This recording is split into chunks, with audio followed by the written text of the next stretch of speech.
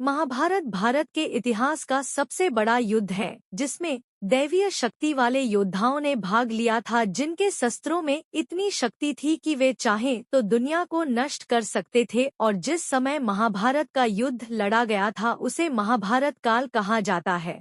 सतयुग और कलयुग आने वाले युग के बीच युद्ध छिड़ा हुआ था, जहां कलयुग कमजोर होता जा रहा था और कलयुग का प्रभाव संसार पर बढ़ता जा रहा था, जिसके कारण इस काल में कई ऐसी घटनाएं घटीं जिनका प्रभाव संसार पर पड़ा।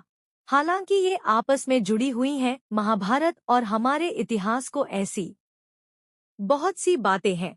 लेकिन आज के वीडियो में हम महाभारत काल में दिए गए उन 5 श्रापों के बारे में जानेंगे जिन्हें आज तक दुनिया भुगत रही है। महाभारत काल के वो 5 श्राप जिनके बारे में आज भी लोग चिंतित रहते हैं। पहला श्राप है मांडव ऋषि का यमराज को श्राप। मांडव ऋषि महाभारत काल की सबसे शक्तिशाली और ज्ञानी ऋषियों में से एक थे, लेकिन महाभारत काल के दौरान निर्दोष होने के बावजूद उन्हें एक राजा ने मौत की सजा सुनाई थी। जब मांडव ऋषि को फांसी देने का समय आया तो उसे एक मजबूत पेड़ की शाखा पर फांसी पर लटका दिया गया। लेकिन महाभारत में लिखा है कि मांडव ऋषि काफी समय तक ऐसे ही फांसी पर लटके रहे और धर्म की मृत्यु नहीं हुई। जब यह जानकारी राजा को मिली तो राजा को समझ आ गया कि ऋषि कोई साधारण नहीं है और शायद उसके फैसले में कोई गलती हो गई है। यह सुनकर भक्त मांडव ऋषि के पास पहुँचे और मांडव ऋषि को फांसी देने का आदेश दिया। इसके बाद राजा डर गया और मांडव ऋषि के चरणों में गिरकर उससे क्षमा मांगने लगा। मांडव ऋषि क्रोधित थी, लेकिन वह समझ गया कि राजा किस प्रकार का है। यमराज की कोई गलती नहीं है, लेकिन फैसला यमराज ने उन्हें दे दिया है। इसलिए मांडव ऋषि सीधे यमराज के पास गए और उनसे पूछा कि उन्हें किस अपराध के लिए इतना बड़ा दंड दिया गया।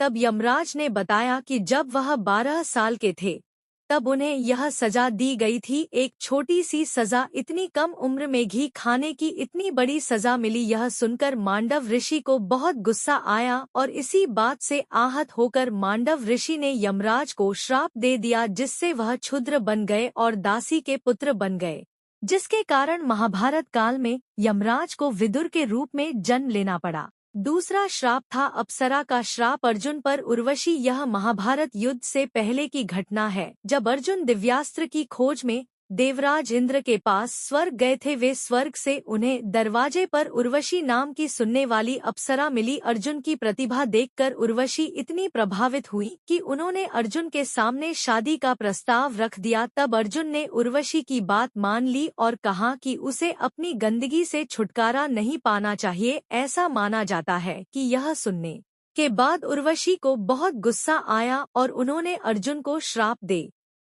दिया कि आज से वह जीवन भर नपुंसक बनकर स्त्रियों के बीच नृत्य करेगा। और उर्वशी के मुंह से ऐसे शब्द सुनने के बाद अर्जुन को बहुत दुख हुआ और वह उर्वशी से श्राप वापस ले लीजिए उन्होंने बार बार इसके लिए कहा, लेकिन उर्वशी नहीं मानी। इसके बाद अर्जुन स्वर्ग के राजा इंद्र के पास गए और उन्हें उर्वशी द्वारा दी गई श्राप के बारे में बताया। देवराज इंद्र स्वर्ग के राजा थे, इसलिए जब उन्होंने उर्वशी से श्राप वापस लेने के लिए कहा तो उर्वशी ने कहा कि वह श्राप वापस तो नहीं ले सकती, लेकिन श्राप कम कर सकती है। जिसके बाद उर्वशी ने अपने श्राप की सीमा 1 साल तक बढ़ा दी। जिसके बाद देवराज इंद्र ने अर्जुन से कहा कि घबराने की कोई जरूरत नहीं है, लेकिन मैं वादा करता हूँ कि तुम्हारा 1 साल तुम्हारी जान बचा लेगा और जिसे तुम अभी अभिशाप समझ रहे हो मैं तुम्हारे लिए वरदान साबित होऊंगा। तीसरे श्री कृष्ण बात हो रही है इस महाभारत युद्ध की, जब कौरव पांडवों से युद्ध हार गए थे और युद्ध में अश्वत्थामा के पिता गुरु द्रोणाचार्य की भी हत्या हो गई थी। अपने पिता और युद्ध में हार का बदला लेने के लिए अश्वत्थामा माणिक चहल ने बड़ी बेईमानी से पांडवों के पुत्रों को मार दिया और अश्वत्थामा से यह बात कही कि अब वह पांडवों को नहीं छोड़ेगा। इसके बाद भगत महर्षि व्यास शिवजी के पास गए आश्रम, जिसके बाद पांडव भी अश्वत्थामा से बदला लेने के लिए वेदव्यास के आश्रम पहुंचे, जहां पांडवों की नजर पड़ी। अश्वत्थामा ने पांडवों पर ब्रह्मास्त्र चलाया। यह एक ऐसा हथियार था जिसे तोड़ा नहीं जा सकता था। अर्जुन ने ब्रह्मास्त्र को अपनी ओर बढ़ाया। उन्होंने ब्रह्मास्त्र भी चलाया, लेकिन महर्षि वेदव्यास ने ब्रह्मास्त्र को बीच में ही रोक दिया और क्रोधित होकर अर्जुन और अश्वत्थामा से कहा कि क्या तुम नहीं जानते कि यदि ब्रह्मास्त्र आपस में टकराएंगे तो संपूर्ण ब्रह्मांड नष्ट हो सकता है। जिसके बाद उन दोनों को वापस लेने के लिए कहा गया उनके ब्रह्मास्त्र। अर्जुन ने अपना ब्रह्मास्त्र वापस ले लिया। अश्वत्थामा ने कहा कि मेरे पिता ने ही मुझे ब्रह्मास्त्र चलाना सिखाया है, मुझे नहीं पता कि इसे कैसे रोका जाए। और उसके बाद अश्वत्थामा ने ब्रह्मास्त्र को अभिमन्यु की पत्नी उत्तरा के गर्भ की ओर चला दिया, जिसे देखकर श्री कृष्ण क्रोधित हो गए और अश्वत्थामा को श्राप दे दिया। ब्रह्मास्त्र ने दंड स्वरूप उसके प्राण ले लिए हैं। अब वह कभी मृत्यु नहीं देख सकेगा और अनंत काल तक इसी प्रकार पृथ्वी पर पड़ा रहेगा, परंतु उसकी कभी किसी मनुष्य के सामने जाने की हिम्मत नहीं होगी, क्योंकि उसके पूरे शरीर से खून की दुर्गंध आएगी। हालांकि कई लोगों का कहना है कि भारत में आज भी कई समस्याएं देखने को मिली है। चौथा श्राप है सिंह राशि के परीक्षित कुशवाहा। महाभारत का युद्ध जीतने के बाद जब पांडवों का संपूर्ण भारत पर अधिकार हो गया तो उन्होंने युधिष्ठिर को वहां का महाराजा बना दिया और सभी एक साथ राज करने लगे। लेकिन उनके मन में हमेशा एक बात रहती थी, तुमने इस साम्राज्य को बहुत बड़ा बना लिया और तुम्हें अपनी बहन मिल गई, इसलिए 36 साल तक हस्तिनापुर पर राज करने के बाद पांडव सब कुछ छोड़कर अपनी पत्नी के साथ स्वर्ग की ओर चले गए। उन्होंने जाकर अपना संपूर्ण शासन अभिमन्यु के पुत्र परीक्षित को सौंप दिया। हालांकि परीक्षित भी बहुत अच्छे राजा साबित हुए, उनके राज्य में प्रजा बहुत खुश थी। कई लोग उनके शासन की तुलना दृष्टि के शासन से करते थे, लेकिन एक बार राजा परीक्षित ने ऐसा कर दिया, एक गलती जिसकी सजा उन्हें अपनी मृत्यु से चुकानी पड़ी। कहा जाता है कि एक दिन जब राजा परीक्षित शिकार के लिए जंगल में गए तो उनका ध्यान एक ऋषि की ओर गया जिनका नाम श्रृंग ऋषि था, क्योंकि वह तपस्या में लीन थे। लेकिन राजा ने ऐसा नहीं किया, लेकिन ऋषि ने एक बार भी उनकी बात नहीं सुनी। यह देखकर राजा को बहुत क्रोध आया और उसने मारे गए सांप